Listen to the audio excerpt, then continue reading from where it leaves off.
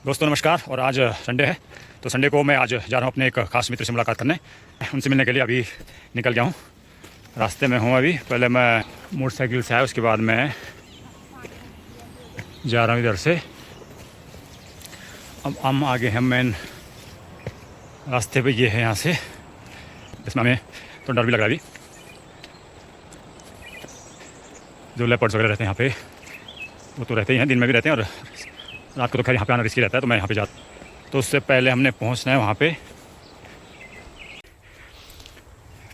पेड़ वाले गुरुजी, गरिया जी, और इनसे आपकी मुलाकात करवाते हैं। और इन्होंने मुझे आज कई दिनों से इनसे मिलने का मन था मेरा, आज मुलाकात हो पाई है। तो मैं आपको इनसे एक छोटा सा इंटरव्यू करेंगे इनका फिर। तो नमस्कार और गुड मॉर्निंग। आज है संडे और आज 19 जुलाई। और जैसे मैंने आपको कहा था कि मैं मिलने जा रहा हूँ आज हमारे चमोली ज़िले के नहीं बल्कि हमारे उत्तराखंड में पेड़ वाले गुरुजी के नाम से मशहूर श्री गरिया जी हमारे साथ हैं। और मैं तो दोस्तों, तो अब हम गरिया जी से कुछ उनके इस काम के बारे में कुछ बातचीत करते हैं।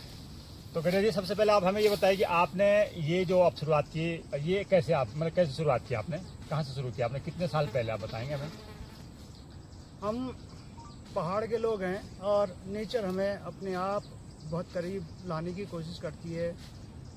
हरियाली हो, खुशहाली हो, झरने हो, पेड़ हो, पौधे हो, पहाड़ हो, और जब भी किसी के मन में इसी प्रकार से हिमालय के प्रति एक परिकल्पना आती है तो हरियाली हो चाहता है, खुशहाली हो चाहता है, शुद्ध हवा, शुद्ध जल, इस प्रकार की परिकल्पना करता है।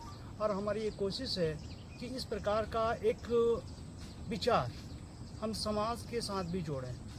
तो बचपन से ही इस प्रकार के गतिविधि में रहे हैं, तो कोशिश रहे कि हम भी इस प्रकार से समाज को एक प्राकृतिक विचारधाराओं से जोड़ें। तो आपने ये जो इतना बड़ा बेड़ा उठाया आपने, इसको हम बेड़ा कह सकते हैं, क्योंकि अकेले आदमी की बस का वैसा है नहीं।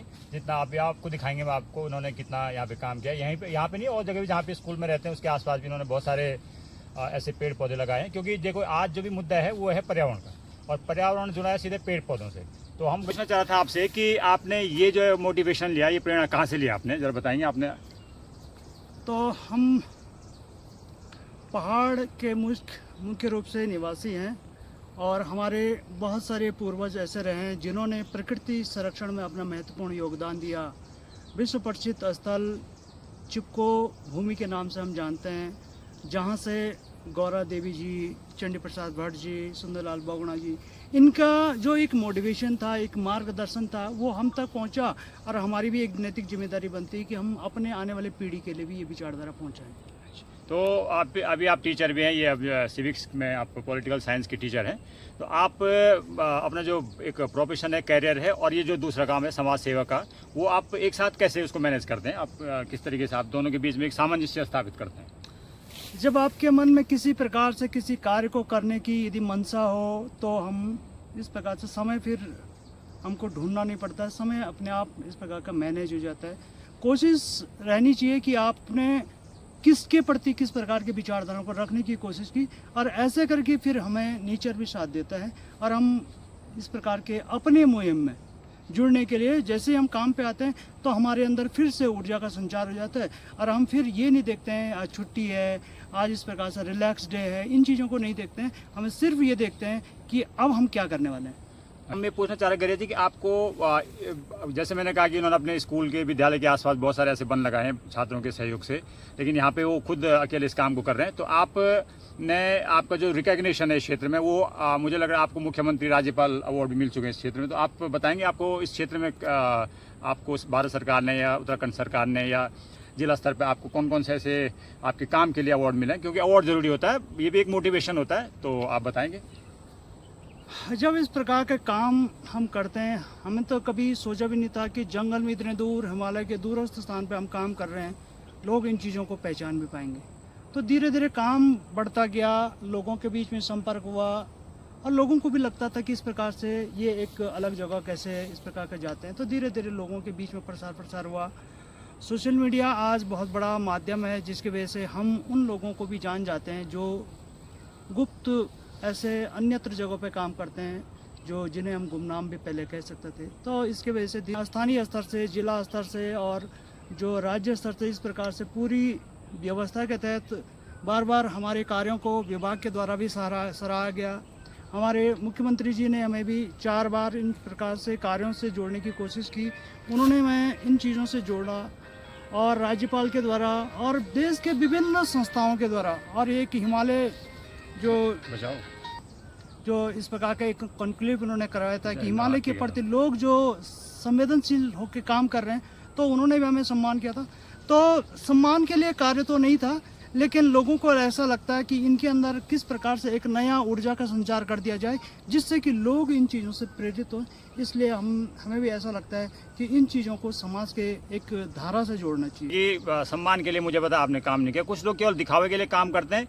आपका काम आपका नाम बताता है, क्योंकि जो मैं देख रहा हूँ यहाँ पे, मुझे ऐसी उम्मीद नहीं थी कि यहाँ पे इतने सारे पौधे जो आपने उस टाइम लगाए थे आप मेरे सामने, छोटे छोटे पौधे, वो पौधे इतने हरे भरे दिखेंगे मुझे, क्योंकि आप यहाँ पर कंटिन्यू, चाहे संडे हो कोई हॉलीडेज हो, आप मुझे मेरे घर के रास्ते से आप दिखते, यहाँ से मतलब निकलते दिखते हैं, तो आप हमें भी आवाज़ देते हैं, लेकिन मैं मौका नहीं ढूंढ पाया। तो खैर, पुरस्कार के लिए तो कोई काम नहीं करता, लेकिन पुरस्कार मिलना मोटिवेशन के लिए बहुत ज़रूरी होता है। तो अभी आपने और इसके अलावा जो अभी हम आपको दिखाएंगे चारों तरफ, इन्होंने और बहुत सारी चीज़ें की है, चाहे वो स्पैरो है, गौरैया, जो हमारे गाँव से लगभग गायब जैसी हो चुकी, उनके लिए भी उन्होंने कुछ काम किया है। इसके अलावा और क्या क्या काम आपने किए हैं, ये जंगल जो आपने लगाए, इसके अलावा और समाज सेवा के लिए, समाज में मोटिवेशन के लिए आपने और कौन कौन सी अन्य चीज़ें आप कर रहे हैं इसके अलावा? 20 वर्षों से हम लोग इस फील्ड में काम कर रहे हैं और पहले तो हमने कुछ पेड़ पौधों को लगाने की कोशिश की, बंजर खाली ज़मीन को भरने की कोशिश की। धीरे धीरे इस प्रकार से महसूस हुआ कि क्यों ना इस प्रकार का एक अभियान को चलाया जाए जो हम आज बायोडाइवर्सिटी की बात करते हैं। तो कोशिश हमने ये की कि एक बायोडाइवर्सिटी बनाए जहाँ पर पेड़ को बचाएं, पानी कलेक्ट करें, जीव जंतु आएँ, वहाँ बसेरा करें, वो रहें। और आज हमारे पास बहुत सारे जंगली जानवर भी हमारे पास आते हैं। ये आप देख रहे होंगे यहाँ पर, ये कल रात को ही घुइड़ आया हुआ है, ठीक है। तो ये इस प्रकार से खाद भी देते हैं। ये खाद हमारे पेड़ पौधों के भी काम आते हैं। वो घास भी चढ़ते हैं, क्योंकि अनावश्यक जो घासें होती हैं हमको हटाना ही पड़ता है, नहीं तो इन पेड़ों की ग्रोथिंग खत्म हो जाती है। तो बायोडाइवर्सिटी अभी हम आपको दिखाएंगे इंसेक्ट्स होटल, जो कीड़े मकोड़ों के लिए होटल बनाया, चिड़ियों के लिए होटल बनाया। पीछे हमने बड़े बड़े खाल बनाए, जो पानी कलेक्ट होगा बरसात के दौरान, रेन वाटर हार्वेस्टिंग होगी और उससे आसपास के जंगली जानवरों को और पेड़ पौधों को नेचुरली पानी भी मिलेगा। हालांकि हमारे पास पानी भी है, लेकिन हमने कोशिश ये की कि हम उनको प्रत्यक्ष रूप से पानी नहीं, बल्कि अप्रत्यक्ष रूप से वो आए, खाएं, पिए और रहें। और उनका एक बहुत अच्छा सुंदर आशियाना हमने बनाया। बहुत सारे मुहिम थी पेड़ पौधों को लगाने के लिए कि धीरे धीरे एक ये बायोडाइवर्सिटी के दृष्टिकोण से एक बहुत बड़ा एक मॉडल भी बन चुका है।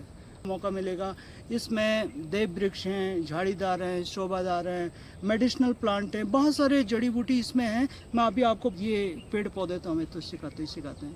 अच्छा, तो गौरैया जी, मैं पूछना चाह रहा कि अभी आपका ये प्लान है, फ्यूचर में आपका इसको और एक्सटेंड करने का, मतलब आप इसको जो आपका विजन है उसको आप आगे कैसे बढ़ाएंगे? मतलब अब आपका, क्योंकि आपने देखो इतना खूबसूरत जंगल यहाँ पे उगाया है, मुझे पूरा उम्मीद है कि यहाँ पे देखो अभी इतना रिकग्निशन यहाँ पे जिन लोगों ने देखा नहीं, उनको पता नहीं होगा कि यहाँ पे इन लोगों को, इस गौरैया जी ने क्या किया। देखो कितना मतलब किस प्रकार के नेचर के बीच में रह के कितना बड़ा डेवलपमेंट किया, यहाँ पे कितने पेड़ पौधे, यहाँ पे रुद्राक्ष के खासकर एक पवित्र पौधा माना जाता है, वो जंगल यहाँ पे है। तो अभी आपका आगे क्या प्लान है, फ्यूचर में क्या आप करना चाहते हैं, क्या अचीवमेंट में? 2 दशक से कार्य कर रहा हूँ।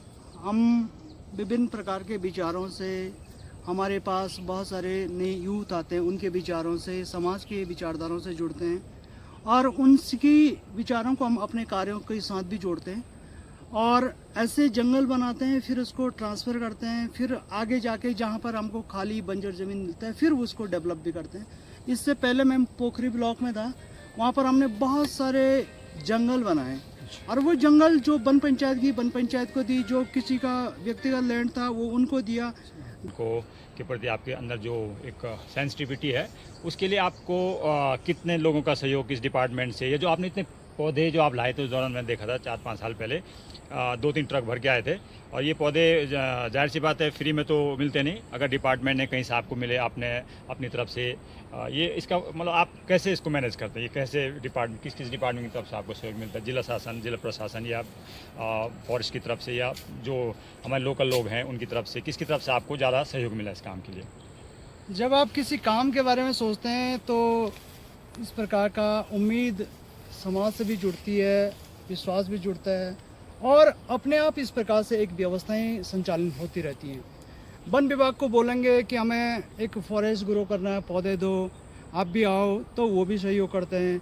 सामाजिक संस्थाएं जितनी हैं उनसे कहेंगे कि यदि आपको पेड़ पौधे लगाना किसी सुरक्षित जगह पे लगाओ। अभी हमने इससे पूरी की पूरी फेंसिंग की हुई है, डबल लेयर फेंसिंग हमारी, हमने बाहर से वायरिंग की है, अंदर बायो फेंस किया हुआ है, तो जिससे कि हम इसको बचा सकते हैं। जब तक इस प्रकार के विचारों को नहीं रखेंगे, से अभी बरसात के दौरान हरेला पर्व हो गया, श्रीदेव सुमन दिवस हो गया, वन महोत्सव हो गया, बहुत सारे ओकेजन्स आते हैं जब बहुत सारे लोग पेड़ते ही नहीं है। तो पेड़ नहीं दिखना एक कारण ये है कि हम लोग उसके प्रति संवेदनशील नहीं होते हैं। तो हम जब भी हम आपसे बोलेंगे कि यदि आने वाले टाइम पे यदि आपकी इच्छा भी हो, आप किसी ओकेजन पे पेड़ लगाना चाहते हैं, तो आप भी हैं, आपका भी स्वागत है।